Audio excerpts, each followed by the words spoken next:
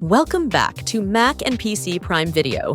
And today in this video, I'm going to show how to create shrinking partitions and delete partitions in macOS. If you're new to the channel, make sure to subscribe. So let's begin. For partitioning in macOS, you'll need to open Disk Utility. Disk Utility is a system utility for performing disk and disk volume-related tasks on macOS. Now, for partitioning, select a main disk instead of any partition, and then click on Partition. Here, you'll have the use space info, and if it's to boot volume, it will also show info about the least capacity copy of and how to add a partition to your drive.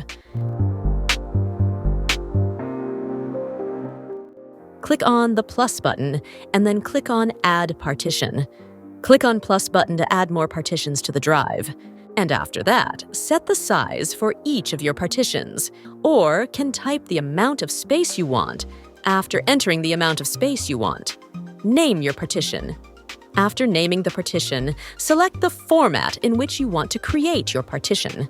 And after that, click on Apply, and then review the changes, and click on Partition. Here, if you are making changes to your boot volume, you'll get a message. Click on Continue to finish shrinking partitioning. Partitioning has been done. Click on Done, and here you can see the newly created partition. Here is the info about the new partition.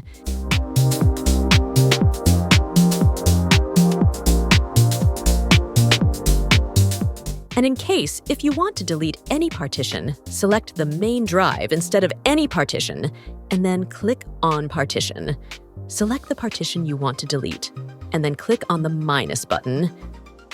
And after that, click on Apply, and then review the changes, and click on Partition. And the partitioning is done. So that was it. Hope it was useful. Consider like for the video. Subscribe to the channel. And if you have any questions, just comment down below. Thanks for watching, and have a great day ahead.